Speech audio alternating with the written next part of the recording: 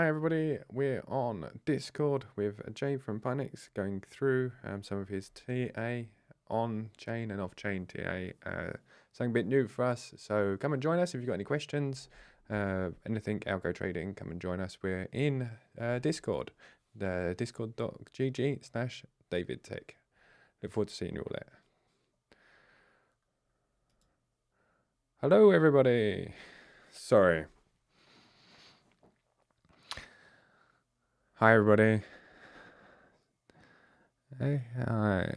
Okay, cool. All right, we're on YouTube. We're on ready to rock and roll here. I'll just share whenever Jay. So we're in today to talk to Jay, and for Pionex, who's going to be doing some TA, very much like Johnny does every week.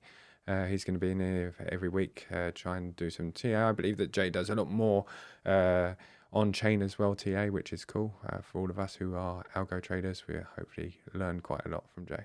So welcome, Jay. Welcome to the Discord for the first one. Yeah, well, you did a kind of interview last week, but the first TA session.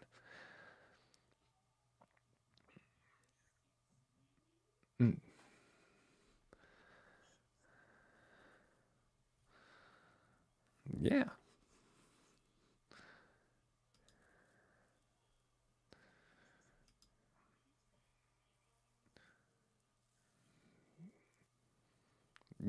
Yeah, that's right. Hi, Johnny's just got in. He's a ABC trader. He trades, kind of in the Elliott wave, but they have their own sort of ABC pattern that he does, and does streams on the inside Discord once a week as well.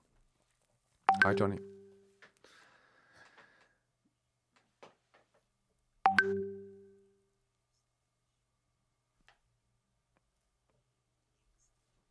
Stuff. I heard those were, just always learning. I heard those are definitely like a valuable thing for TA from some of the like old equities traders that I'm friends with. So, definitely a very nice skill to have. Yeah.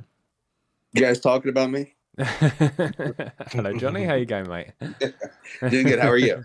Very well, very well. Thank you very much. Did I miss all the fun? No, we've just got in. Literally. Oh, perfect. Now. Yeah. And the first thing we're talking about was you, believe it or not. Awesome. My senses were tingling. Absolutely. Your ears were red and blown, weren't they? Okay. Just bear me 2 seconds. Right. Okay. I don't know if you want to share your screen, Jay, and I will stream over. So as always, this is being streamed over to YouTube. So if anybody is sharing anything with Jay or myself, please be careful with sharing any credentials or anything like that, or API codes or whatever. Okay, cool. Perfect. To give Discord access to a lot of stuff. Yeah, you guys can see my screen, right? Absolutely, yes. Cool, you've got as many tabs open as me, Jay. Cool. Sounds good. So, I mean, basically, I am a technical trader, but in the recent days, just been very busy. Haven't been trading the short term as much. I've been trading for 6-7 years. Started off in equities and crypto pretty early on. Made a lot of mistakes, done a lot of different asset classes, options, penny stocks, blue chip stocks, and now crypto. But I would say primarily I used to be a scalper, but that was taking a lot of my time. So now I'm trying to move towards, because with my job, it takes a lot of time. I'm sure a lot of people here has jobs, so it is harder to day trade. But I'm basically now trying to do more of long-term swing trading, type of position trading, narrative trading, whatever you want to call it. And that is, I guess, what I'm going to be talking about today and what I focus mostly on now, aside from using trading bots, of course, because I know a lot of people here are also very interested in algo trading and just trading bots in general. So I mean, everyone knows we've been in a bear market for the past basically 2 years almost. But we established a low, in December of last year, 15,500.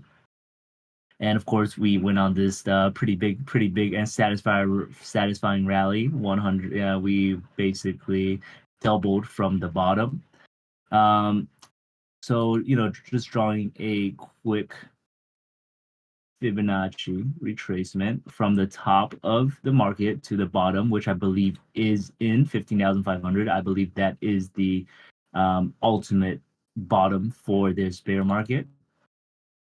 And looking at this, even though we basically doubled in Bitcoin, our retracement is actually very shallow. We only hit the 0.236 Fibonacci retracement, which is relatively shallow compared to actually, equities markets such as Nvidia, Tesla, or any of the other equities. They actually pretty much retraced almost 50%. So even though Bitcoin has technically doubled in price since the bottom, it is really just due to Bitcoin falling over almost 80%, 78 or 80%. I can't remember which one. So it seems like on a percentage basis that Bitcoin, rallies a lot, which is true, but you have to also take into consideration the amount that Bitcoin has really retraced for this bear market. So of course we, from the top to the bottom, we came up, we hit this 0.236 retracement level, and now we are pulling back. So I just like to use fib retracements to get a general idea of some approximate targets. And of course, this 30,000 level, to me, this is a very, very important level because this is basically the higher low support established in the bull market in 2021. And after we broke down this level, we basically were in a bear market and just dumped straight down, right, to 15,000. After, of course, we had some consolidations.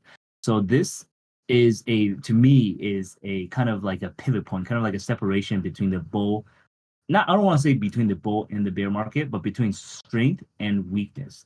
So this level especially, if you look, I just put my hand on the chart. I know nobody can see that. If you guys kind of look at this as a range, right? So the top part is the top part of the range, and then the bottom part is the bottom part of the range, of course. So I would say 30,000 is kind of like the midpoint.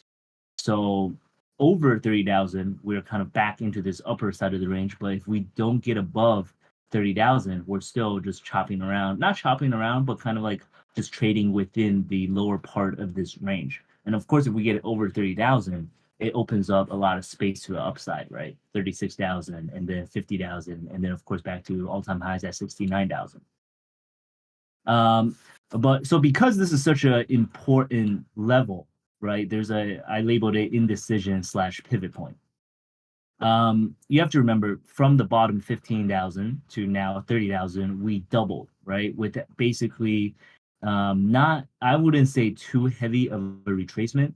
So just because of simply the amount that we have already went up, I would be expecting a deeper retracement before we can retest this level, because as you guys can see, let me zoom in on this chart. Breaking over the 30,000 level, which is my indecision / pivot point, we kind of we see a decrease in volume, right, on this breakout compared to before, drawing the SVB bounce, and as well as copy this. Not what I wanted, and as well as this initial breakout, right? You see a lot of volume increasing on the breakout, which is a confirmation of strength. But of course, when we see this breakout, it was on relatively low volume compared to before. So this shows me that there is not a lot of demand on the buyer side, and not a lot of transactions was basically made. So this is a sign of weakness to me, this low volume, and this of course, this retracement confirmed that this was weak, basically a fake breakout. And of course, we retrace back to this 27,000 level. So whenever, for me at least, whenever we go up around 100%, so 1x, I would expect, especially for Bitcoin, a retracement of 50% to, or oops, wrong tool. Delete that. So if you guys draw a fib from the bottom to the top, I would usually expect at least like a 50% or a 0.38% retracement, and that lines up perfectly with the 25,000 previous higher high established in February. The 50% retracement is a little bit deep, and but I usually see, when selling gets started, I usually see panic come in, right? So if we go to 25, I would kind of, my preferred scenario is a false breakdown, because if we trap some shorts, if we trap some breakout traders to the downside, then we will get more momentum. We will store up more momentum. We can get a larger move to the upside. And of course, right now we're on the 0.236 retracement, which basically lines up with this consolidation area in 27,000. But my general view is, so I was holding Bitcoin. I was trading Bitcoin from 20,000. This retraced to the 200-day moving average was a perfect entry to me, and I was kind of exiting around this 30,000 and 28,000 area. Because if you guys look on, I kind of trade around sentiment and as well as the general froth in the market on this bull run, right? On this basic bull run, I have not seen any new retail money come into the market. It's basically us crypto people who have been in crypto for the past year and a half or 2 years during this bear market holding through, and without really new money, retail money coming to market, what are we doing? We're just selling Bitcoin to each other, right? We're buying Bitcoin and we're selling Bitcoin to each other. And I don't see how we can, run up to back to 60,000 or run up to 40,000 when it's basically just Bitcoin exchanging hands between already cryptic native people with no money flowing in. And of course, if you go on Twitter, you see people calling for alt season. You see people kind of saying who missed out on the Bitcoin rally because no one believed this was the bottom. So I don't know about you guys, but a lot of people did not get in onto this rally. People could have chased up at 25,000. But once the bank started failing and we got to retrace to 20,000, a lot of people were not getting in on that, as you can see through the low volume as well. So this was really like a hated rally, I would say, which is like a basic feature of Bitcoin. If you guys have been around for the 2018 bear market as well, people think this is basically the deviation from the trend, from the support, which is 18,000. This was due to FTX, right? And a lot of people believe that we would go to 12,000 after this was broken, just because there was a lot of fear and FUD in the markets. But this is basically a deviation, because after consolidating here, we broke back out. We reclaimed this 18,000 support. So if you guys see how long we spent at 18,000, which should have been like the low of Bitcoin for this cycle, but because of the FTX news, we got a deviation from that, right? And you can see this by basically the price. The only time price is spent not around inside of this range. So basically, people did not believe this was the bottom, did not get in. People were waiting for lower prices, and after price reclaimed, a lot of people probably did not chase in. So this rally was basically just driven by people who were on the sidelines, who did not get in. No one wanted to sell, right? No one wanted to sell because people bought here, they're not going to sell on the way up because they know a lot of people have been sidelined and were not positioned for this rally. And now due to that, right now at the top, this is what I would call another deviation. So a failed breakout is basically a deviation right up here, right? We broke above the 30,000, but it's a false breakout because we basically came back under. And this, similar to this is a smaller deviation because there was no news driving this, and there was not that much demand as seen by the lower volume. So this is similar to this, right? To me, these two are very similar. Of course, if we get back over 30,000 or 31,000, I'm proven wrong. And then I would believe that there is actual strength in the market, and we could go back to my target would be 36,000. But because of like the froth in the market, if you go on Twitter, you see people calling for alt season. People who didn't get in on this Bitcoin rally, they are moving into altcoins, trying to go for the 100x to make up for what they missed out on Bitcoin, right? But Bitcoin, of course, in a bear market performs the best because it is a value asset. And when I don't see people selling. If I see people selling Bitcoin or Bitcoin's going down and altcoin going up, then I know that's a scam rally because usually Bitcoin would go sideways or consolidate if altcoins would go up. And usually when altcoins go up, that means new money's coming to the market. Because I've seen altcoins kind of like Pepe, I don't know how you say it, Pepe or Chatcoin, right, spiking 100,000%. That's basically my sign to get out, right?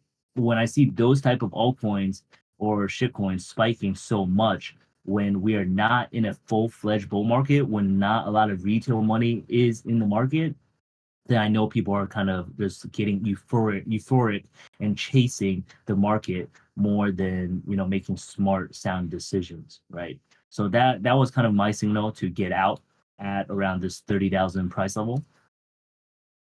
But if we zoom in and kind of look at a shorter time frame, 27,000 is a very valid support point because it was the previous higher low right around here, right? So this is a crucial point. If we break 27,000, we're gonna go down to 25,000. I'm basically 95% certain. I'm never 100% certain because anything can happen in the market. And so there's two paths. If we're going under 27,000, I would basically be short to this 25,000 area, and I believe we're gonna get more of a breakdown of 25,000, but a quick reclaim. So that is a quick scalp trade that I would be taking, right? If we're under 27, target 25,000, and just have a very, very close stop loss, I would give it like $500. So it would be like a 4-to-1 risk and reward ratio. Let's see, full position, 27,000. Target would be like 2450, and stop loss I would give it like a 2750. That would be my invalidation point. So the risk and reward ratio is around 3.72 to 1. So 4-to-1 risk and reward. I think it's a pretty solid trade. Or the other case, which I'm probably not going to be trading, is bounce off 27,000 to, I would say, 30,000 for a retest of this invalidation zones, because usually if price breakdown, we get a retest of that breakdown level. But that trade is I just don't, unless we get a breakdown of 27,000 and kind of like a false breakout and a quick reclaim. So like a high volume candle, high volume, high bar, maybe like a hammer type of candle, similar to this one right here, right? This one at the 200-day moving average. Unless I get that type of candle and a reclaim above 27,000, if I get that type of reversal candle, I will go long at 27,000. But unless I see that type of reversal candle, I will not be trading that. And if we do get the reversal candle, I would set stops basically right under the low of that whatever type of reversal candle we get. And then my target would be 29,000 and initially, right? So that would be a very high risk and reward trade as well. 29,000 and then 30,000. But basically that is the two scenarios in my mind that will play out. And the only trades that I would take right now. But if we do get above 30,000 and we reclaim 31,000, that would invalidate the pullback thesis, right? That would basically invalidate my whole thesis that like, oh, there's no retail money in the market, like we're not gonna go up. If we do reclaim this and break out, I would be looking at 36,000. But I just don't think right now with the macroeconomic conditions, because right now I'm more a swing trader, like I said. I'm more looking towards the macro, the Fed, things that's happening in the market in confluence with technicals. So I just don't believe we have enough good news right now to be kind of having this run above this important pivot point that is in between this large, I would say large trading range, right? So, so because of that, I would say we're gonna pull back. We're gonna like wait for this 200-day moving average to basically slope up, and then maybe we'll consolidate a little bit, 25,000, maybe have a false breakdown when the 200-day moving average. Get a brush. Let me see, where is the brush? When the 200-day moving average kind of like slopes up a little bit, and then we can see prices like come down, test 25,000, maybe have a bounce, false breakout, reclaim, while the 200-day is sloping up, and then I could see like basically a trading, basically just having a healthy consolidation and then a breakout of 30,000, maybe in the maybe near the second half of the year. So this is the preferred scenario that I'm looking at. I don't know if you guys have any questions. I haven't looked at the chat at all. Am I able to look at the chat? Is there a chat screen? There is a chat You're good. screen. There's You're just in top right corner. yeah. There's Okay, there's cool. there's No a couple of questions, people right? are typing at the moment, I believe. Oh, there's somebody typing. Yeah, very nice Oh, info. very nice. Cool. Yeah, I have to admit, like you covered pretty much everything. I have no question. Like everything was very clear on Bitcoin. Thank you. Yeah, if you guys have questions, you guys can just put in the chat, and then I will do my best to answer it. Let me see. Back to the chart. Yeah, but basically that is what we're looking at right now. Our, you know, at Pionex, we do a lot of analysis. Our view, our generalized view is still target of a high of 36,000 this year. So that is the high we believe that we could see before pulling back to around 25,000 or 23,000. Revisiting 20,000, I personally do not think that will happen. But if we're looking at Bitcoin's price action in historical terms, 2018, we had a pullback, but that was due to COVID. So unless we get some kind of crazy macro event like COVID or a heavy recession, I do not believe we're going to see 20,000 again.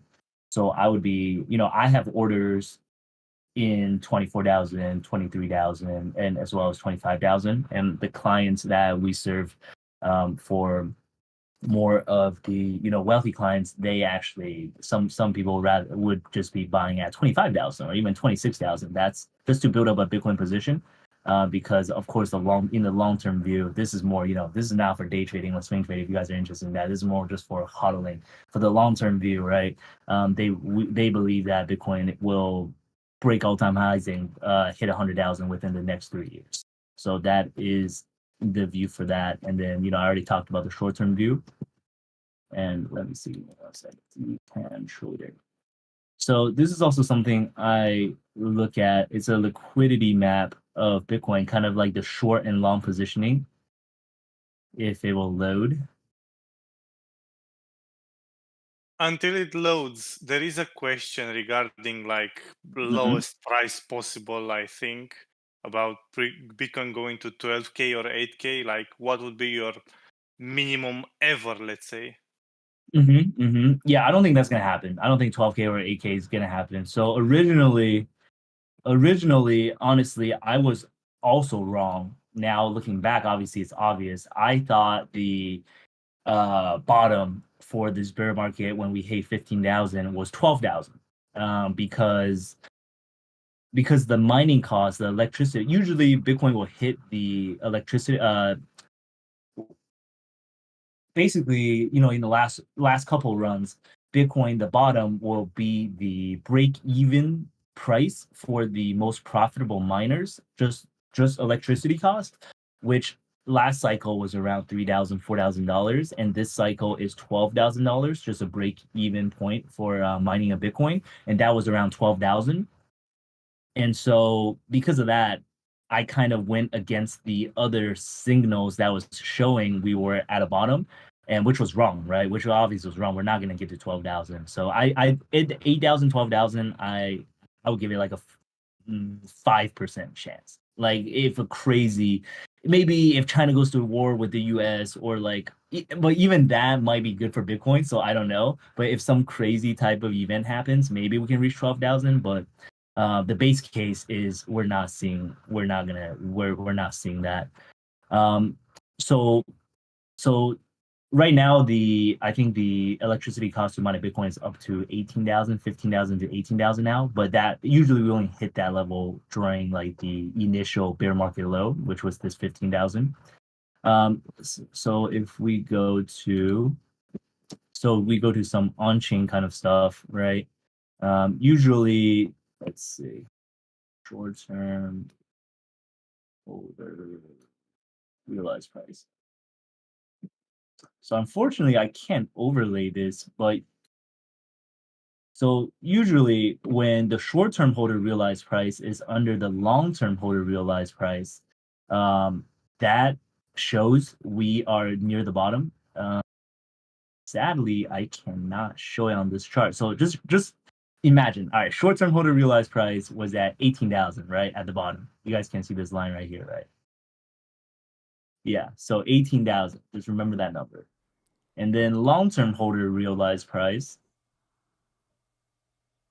Long-term holder realized price was at 20,000, right? So finally, the short-term holder realized price crossed under the long-term holder realized price, and that was around the bottom, which was the bottom caused by the FTX drop, right? So this showed me that we were bottoming, right? Because in previous bear markets, such as 2018, 2019, the same thing also happened. Sorry, it's not clear because I can't add it to both charts. And on Glassnode, you would have to pay like $1,000 a month to access the long-term holder and short-term holder realized price. And a quick summary, I guess, if you guys don't know what it is short-term holder realized price is just the price that people bought Bitcoin at on chain, and short-term holder is calculated as basically anyone who has been holding the coin less than 155 days, and long-term holder is categorized as people who have been holding Bitcoin longer than 155 days. So obviously long-term holders we consider like smart money, or at least diamond hands, just hodlers, people who really believe in Bitcoin, and short-term holders are just people who are trading around, who wants to maybe make a profit on Bitcoin. So when the short-term holder price crosses under the long-term holder price, basically the theory is that if the short-term holder, the people who don't really believe in Bitcoin, who just want to make a profit, have a lower price than people who have been holding it for almost a year or longer, sometimes like 8 years, 9 years, right? Then this is near bottom, because short-term holders usually do not get a better price than long-term holders. So that was so basically that in December was signaling to me this was the bottom, but because of our bias, because of the FUD going around, we thought it was going to go down even lower. So I did not adhere to the rules or to the historical data that I looked at before. So that was a mistake. And if you guys look at it in 2018, the long-term holder realized price was at 4,400, and Bitcoin price fell under the long-term holder realized price, which was at 3,000. So this is also a sign of bottoming action, because usually long-term holders, they have been holding out for a long time, so their net price is very low. So this also signals a bottoming sign, and as well, you guys can see over here, as prices actually go under the long-term holder realized price, this signals a bottom. And let me go back to the short-term realized price. This also acts like a support/resistance. Just because it's kind of like a VWAP, volume weighted average price. If you guys use that, I use to use VWAP a lot. A lot of these institutions use that to trade in the traditional equities market. So this kind of acts like a VWAP. It's just a 155 days VWAP, if you want to look at it that way. So this is a short-term realized price. If you guys look at this downtrending, right? Prices hit the short-term, prices dumped. Of course, there's news too. And then when prices reclaimed the short-term, we went on a pretty nice run, and then we came back and retraced very close to the short-term holder realized price, which was 19,700, and we came back down to around 19,900, and this showed up as support. So it's basically a very value area if you want to think about it that way. Let's see. What was the other thing? And this is also a more longer time signal that I look at. Let's see. Oh, okay. No, this one's more shorter term signal, but something I still look at. This is just the addresses with balance over 100,000 Bitcoins, right? So at the bottom, these are obviously whale wallets. If you have over 10,000 Bitcoins, that is hundreds of millions of dollars.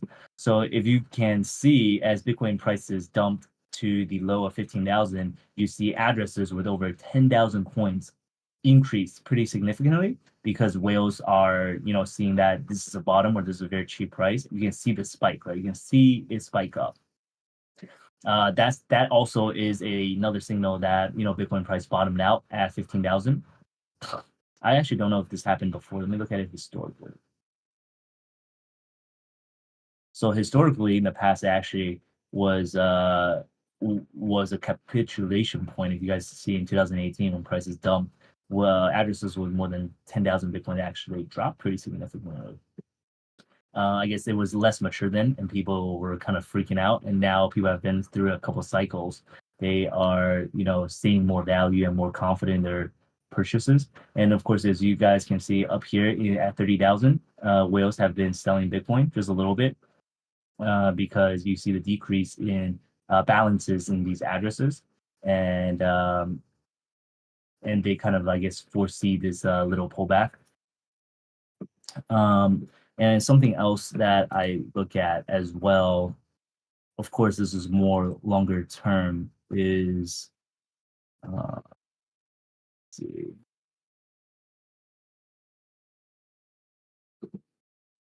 Where did it go? And this website, Looknode, is free if you guys are interested in just like checking out on-chain data. This website is free. It's pretty cool. Glassnode, you have to pay for it. So this is a pretty nice, let's see, pretty nice tool. Here we go.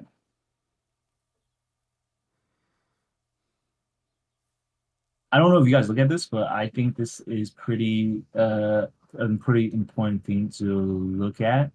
It's basically the HODL waves. So how old Bitcoin, how much Bitcoin has not moved and how old these Bitcoins are. Of course, this doesn't include exchanges because it's being traded back and forth. So to me, like a long-term holder would be like over a year, right? Like if you held Bitcoin over a year, you're like down a significant amount of money, but you're not selling for a reason.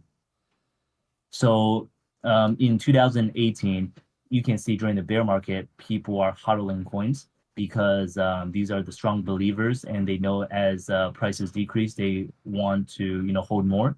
You guys can see as prices increase, this percentage of Bitcoin being held by people for 1 year or longer decrease significantly, right? It went from 60% all the way down to 40% of Bitcoin being held for longer than a year.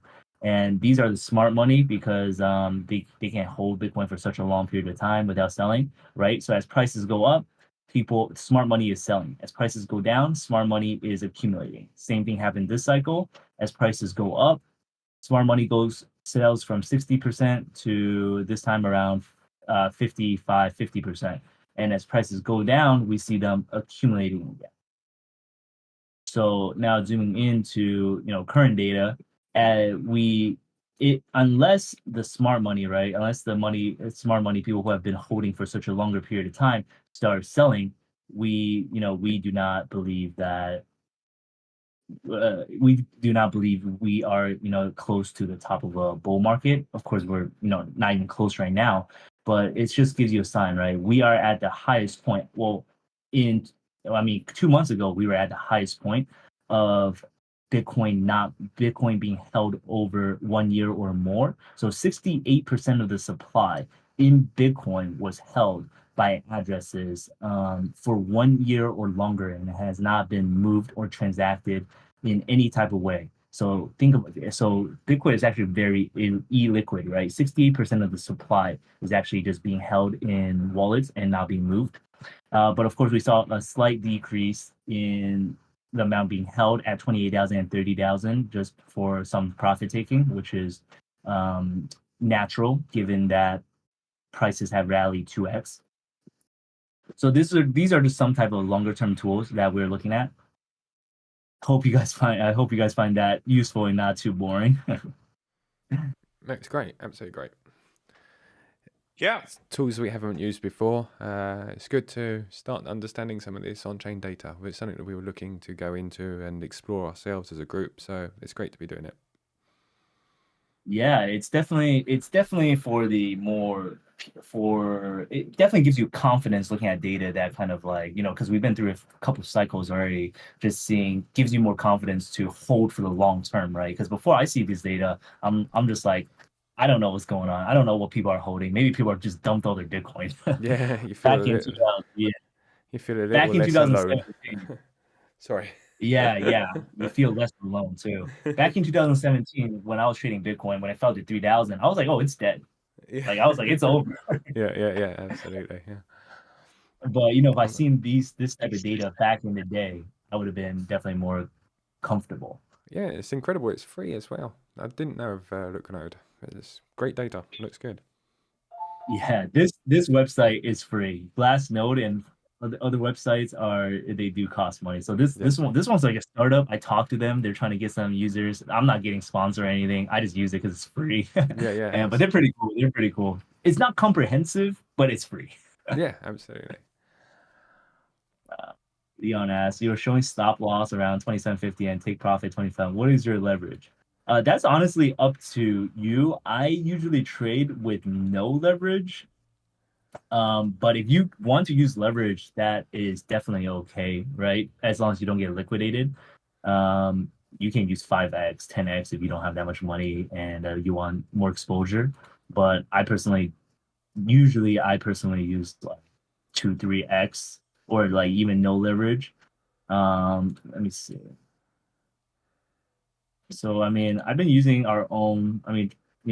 My company, Pionex, just came out with futures. So I've been using our futures to trade it. Let me see what leverage I use. I think I usually use like 25x just because I'm bored and I don't want to put a lot of money into it. I just put like 1,000, 2,000, or 5,000, and obviously I want more exposure, so I'll just use like 25x leverage. Just make sure you don't get liquidated. Make sure your liquidation level is like at least $1,000 higher than where you set your stop loss, because liquidations can be weird. So that's just something I would say to be careful of. But aside from that, I would use any leverage that you are comfortable with. Usually, let me see, not 100x leverage. Usually, I think I'll use like 25x, 25x leverage to trade this. Yeah. Okay. Let me see. Still have something.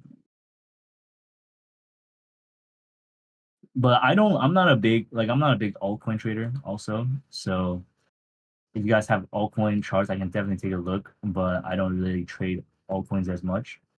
And I guess one last thing for Bitcoin, right? One indicator I usually use is the 925 EMA and the 2021 EMA crossover on the daily. So this has a very low hit rate, but when it does hit, it I think I covered this last time. I forgot, but it has a very good. It has a very good profit ratio. So you can look at the back test too for this. I don't have it activated. Let me see. So EMA crossover strategy, very simple EMA crossover, right? So this is just a 921 crossover. So it has a 33% hit rate. But once you're in a trade that is correct, especially on Bitcoin, you basically catch a big trend. So you get chopped a lot. Like when it's consolidating here, you get chopped a lot. But when it does run, it runs for you get to capture lots of profit. For example, here it catches the basically the bottom to the big bull run, and then here you capture most of the run as well. I think this is 921 setting right now too. Yeah, 921. So of course, if you guys kind of like use something like this, like moving average crossover, I would just say like look at the context, right? Prices are consolidating right here. Just get out as soon as like it's wrong. Like over here, I wouldn't take these trades just because we're in consolidating. It's I use this strategy, but with a lot of context, so it's kind of like hard to really give a solid way to trade it. It's just kind of like if you guys are looking at this consolidation range right here. Usually when candles get very small, especially in an uptrend, like 7 kind of like these green red candles, but these are basically moving up, so green candles in a row, usually a big rally follows.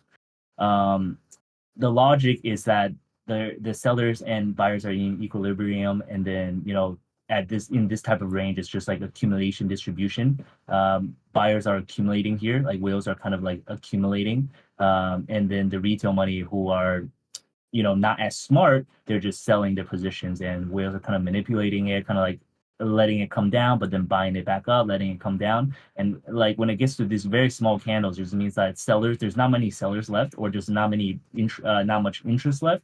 And whales are kind of just like buying, accumulating, right? And when you see this type of action, and then you see a signal such as the 921 crossover, this is where I would be more confident in taking the trade.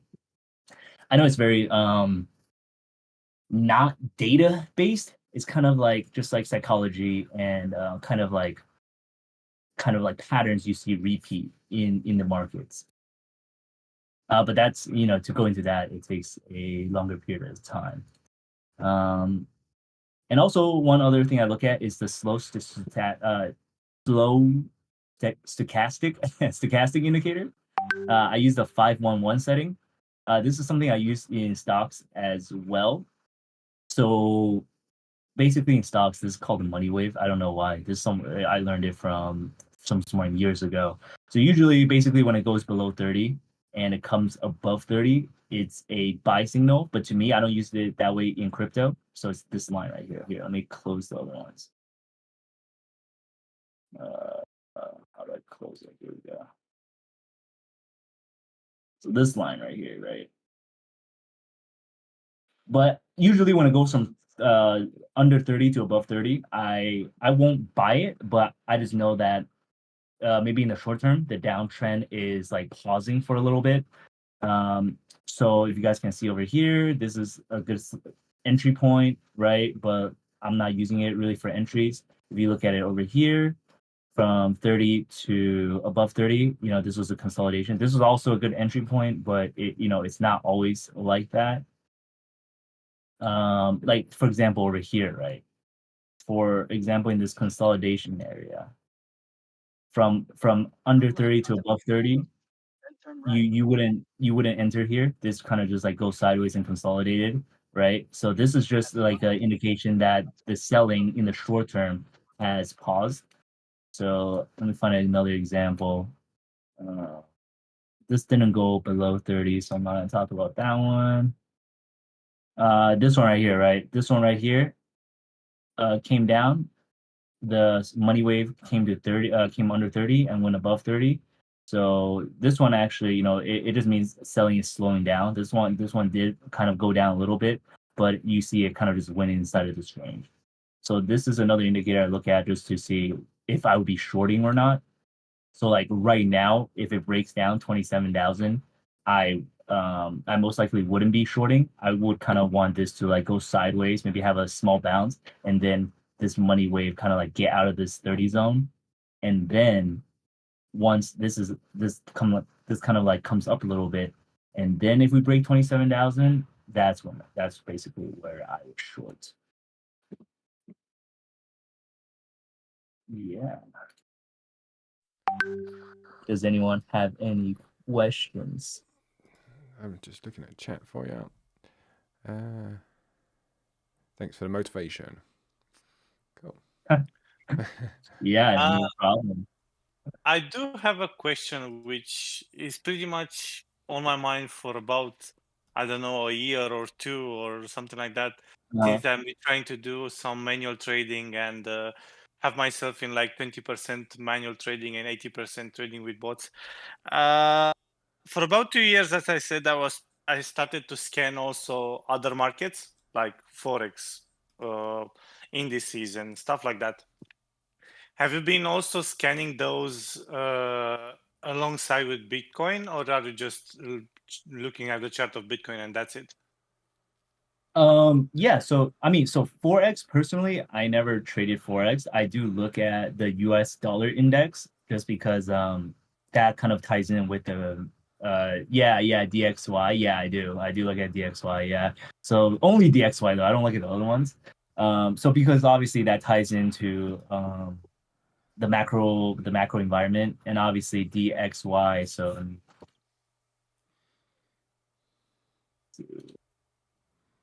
chart. Yeah, so DXY. I don't know if you guys seen this chart, but it's I think it's posted a lot on Twitter. So basically, Bitcoin and the dollar index has a negative correlation, as you guys can see over here on the bottom. So CC stands for correlation coefficient. So Bitcoin so basically what that means is just dollar goes down, Bitcoin goes up, dollar goes up, Bitcoin goes down. Because how that usually works, right, is because dollar usually goes up when interest rates, or at least currently interest rates go up, and as interest rates go up, Bitcoin goes down as well, because it just means the Fed is hiking more, which is obviously bad condition just for any type of risk assets such as NASDAQ, tech stocks, the stock market, and things like that. But I do look at DXY. So, but do I do TA on it? Not as much. So like, I would look at it. So I would look at it, right? I would look at it and kind of see like, oh, is the dollar at an area of support? If it's at an area of support, maybe I wouldn't buy Bitcoin, because I know if the dollar bounces from like this 101 level, then Bitcoin will most likely break down. So if the dollar does start coming up, then that would also be like another data point you would look at to take Bitcoin short, because it's like a confluence of two factors, right? So yeah, I do look at the dollar index, but mostly I look at traditional equities before, because actually, yeah, that's right. So before the equities market and crypto kind of like went hand in hand. If SPY dumped like gap down, Bitcoin was gonna follow it down, and then sometimes it wasn't like a perfect match. Maybe like the market would come down first, and then Bitcoin would come down, right? So there was that type of lag, and I would sometimes trade that. It wouldn't always work, because Bitcoin sometimes doesn't follow SPY or the SPY, SPY 500.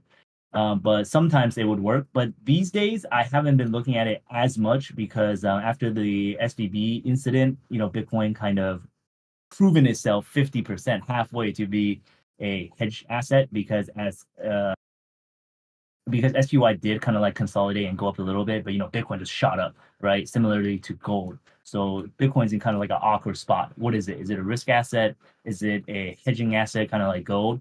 So now I look at the SPY a little bit less, but of course, this is still important. If SPY goes down, right? If the SPY goes down all the way back down to 377%, then Bitcoin, like I would give it like an 80% chance Bitcoin was gonna go back down at least 20% or more, just because it's like a high beta version of any asset. So let me go back to Bitcoin. So if SPY, I do here looking at the SPY chart, I do see SPY, coming down. We hit this kind of, it's in kind of like, it has this trend line all the way from last year, right? And it's also at the 420 resistance, which was the previous higher high. And after hitting it, we got rejected. We got earnings coming up, and zooming in on this chart, this is a very ugly pattern. We had a gap down today and kind of like a pretty strong red candle to the downside. I don't know exactly what this candle is called. I don't really go by candle bar names, but it's kind of like, we try to retest, we open low, we try to retest, and then we just, selling pressure is too great. We're just completely selling off to the downside. Of course, I don't know how this candle is going to close, but if we close like this, we're most likely to continue to the downside. I wouldn't be surprised to see like a 3-day follow through to the downside. And due to this is also another factor that will weigh in on Bitcoin prices. So if SPY keeps on going down and Bitcoin breaks 27,000, then that will be a good short, right? Yeah, so that's something I also look at. Am I a manual trader? I have been a manual trader. But I'm trying to get more into different algo bots as well. So because I think I always thought they were pretty cool, like quant trading, algo trading. So hope David can teach me more about those type of stuff. I'm following your getting rid of the emotional trading. Yeah. Sorry, David? I said I was following his on-chain data that he was going through a minute ago to see if I could try and build some bots so that we can get you more bots in your life, Jay. Yeah. I love.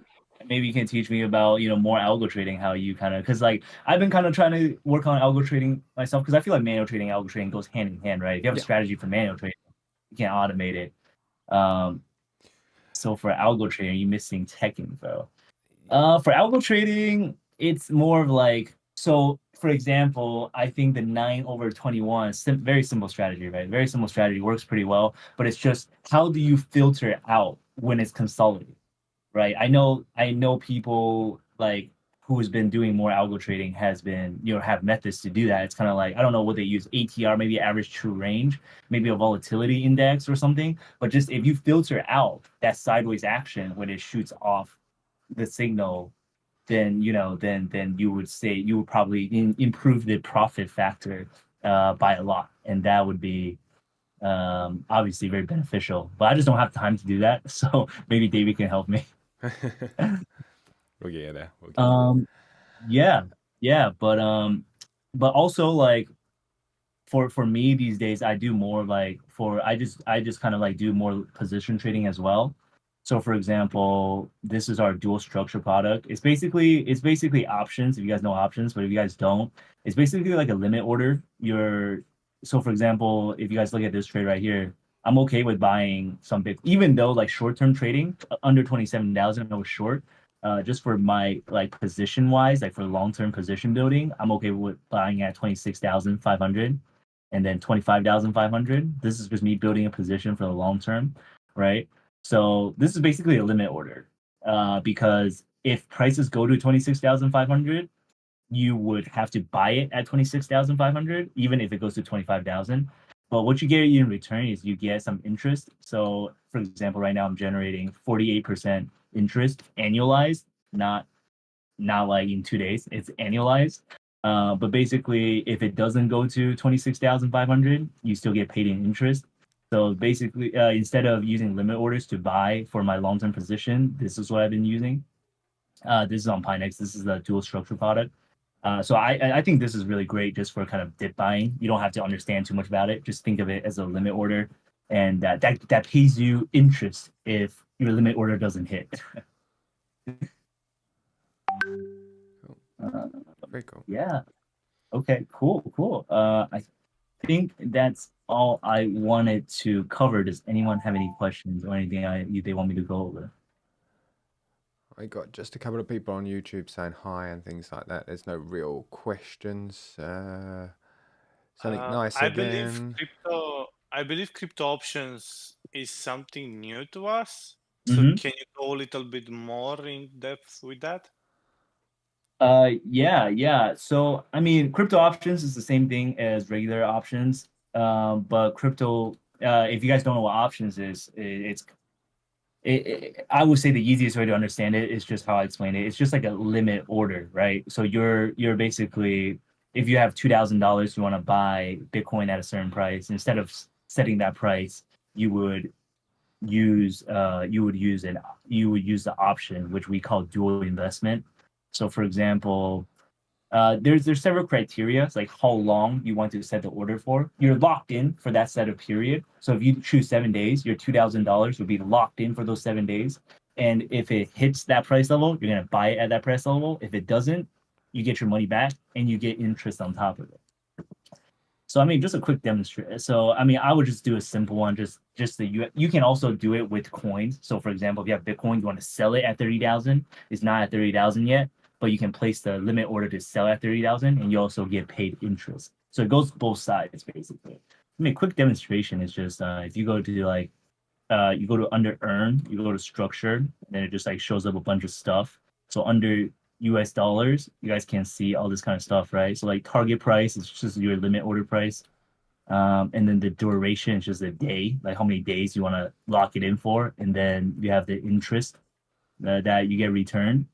So for example, I want to buy at, let's say 24,000 or 25,000. I want to buy at 25,000, but I'm willing to, take it out for a longer term. Basically the longer term you lock in your money for, the higher interest you get. So let's say I'm okay with buying at 25K and I'll give it 10 days. And I see, 22% annualized interest. That's pretty dope. I'm gonna go to details. You guys can read all this if you want. It's just a confirmation screen. And I'm just gonna buy it. So I'll put in like $500 for 25,000. And then I press buy. And then another confirmation screen. You just see, okay, so annualized, if you do this for a whole year, you get 22% interest on your money. But that is if you don't get executed, meaning if prices don't reach under 25,000, right? And then I would buy it, and boom, I'm done. That's it.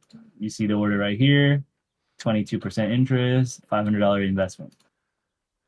And yeah, that's basically it. Of course, it's more complicated if you go like further into it. There's like different stuff you gotta learn, but this is like the simplest explanation I can give. And options are pretty cool. Like we use options to basically trade for our clients. Like our clients give us money, right? Like kind of like institutionalized. Like they give us money to manage. We will sell options for them, which basically is placing orders in these dual investment. Because we can generate like, I don't know, 10 to 20% in profit a year if we choose the right strikes and we don't get executed. So for a whole year, you have your US dollar, USDT. You don't even have to enter a position. You can just do this over and over and over again, and you can make up to like 50% a year if you get lucky. But safely, I would say like 10 to 20%. Obviously, it's not crazy. It's not like crazy attractive. Like, oh, I'm trading Bitcoin. I'm doing 25x leverage. I made 100% on my trade. It's not as sexy as that, but it's like a safe way for people with more money to compound their money. But it's also a good way to buy coins for the long term. That's what I use it for. Yeah. See. If you guys are interested, I also write like a short newsletter kind of thing or whatever, just a note just to go over my thoughts on the market. I can just post the link in the chat if you guys are interested in reading it. It's Please more do. in, yeah. I mean, it's more. It's more. I do like a, I guess, short analysis, but this is more advanced, more options focused. But there's also I do a more like macro kind of newsletter on Fridays. I haven't been doing it, but I'll post a link if you are interested later. Cool. Cool. Awesome. Please do. Yeah. Yeah, we'll post it onto Discord as well for you. Nice. Thank you. Nice. Yeah, so I mean that's basically all I wanted to cover. If you guys still have any other questions, feel free to put it in the chat and just ask me.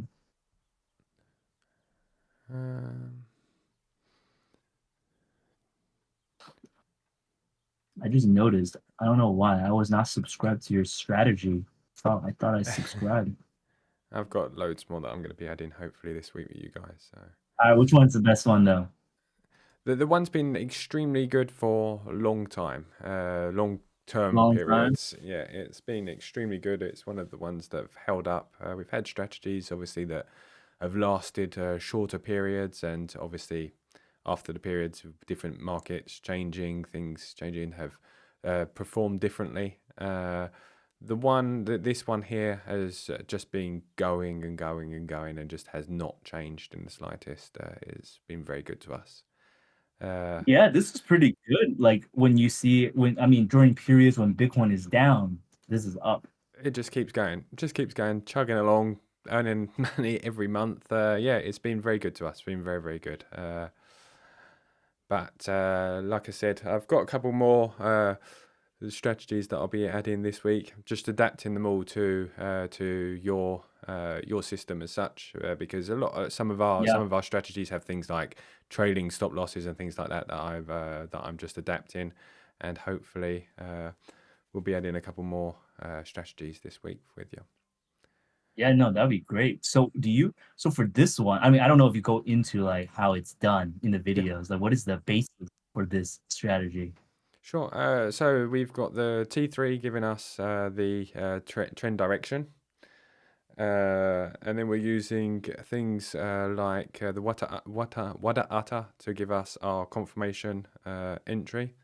And then we've got a couple of like in-house indicators that give us some confirmation before actually taking it. So all of my strategies are sort of based on the NNFX models. I don't know if you know the NNFX YouTube channel. No, what is that? What it does is it just literally gives us a basis for all of our trading strategies. What we do is we take a trend direction, use an indicator to find our trend direction, and then we use up to three indicators for confirmation and the entry. So one for the entry, and then we use two other indicators for confirmation. And then we use things like you said. What is it called? NNFX? Yeah, NNFX. It's no nonsense FOREX. Very good channel for just understanding how we put I try to put all of my indicators. Some of them are not. I mean, like when we go for a reversal with an ABC pattern, it doesn't really use the NNFX strategies, but it's more of a methodology than an actual strategy. So I try to base them all on that. And it works out well. We keep, like you said earlier, we always set our stop losses and take profits on ATRs and things like that. So they work out quite well in markets that are a bit choppy, because it takes out trades where there's not enough movement, or it's too smaller movements in the market to actually make profit after fees and things like that. So yeah. And what was the first indicator you said you used? T3? Yeah, we use the T3 in this one, for the trend direction, T3. It's like an EMA. Yeah, T3. Okay, T3. Yeah. Okay, cool. T3. Wow, never even heard of that one before. That's pretty cool. And there's a couple that have recently popped up for us. We got the McGinley, which is absolutely brilliant. And the T3 has been very, very good to us for a long time, long time. McGinley? Yeah, McGinley. Yeah, McGinley is a good one as well. I'm about to bring out another McGinley strategy. they're just different looks at the EMAs that we tend to all use. But problem is as everybody's using them, they seem to get wick hunted and things like that, and institutions seem to know where we are. As with these newer looks like the T3, the McKinley, and things like that, we're finding better entries and better ways of Yeah, very cool. Very cool. All right, I'm going to talk to you more about these indicators later. Yeah, cool. Yeah, no problem. There's a couple of them. I'll send you a couple of pages where you'll find a list of all of the indicators that we're kind of exploring at the moment. Okay. Yeah, dude. Yeah, send that over for sure. That's very interesting. Yeah, would love to look more into it.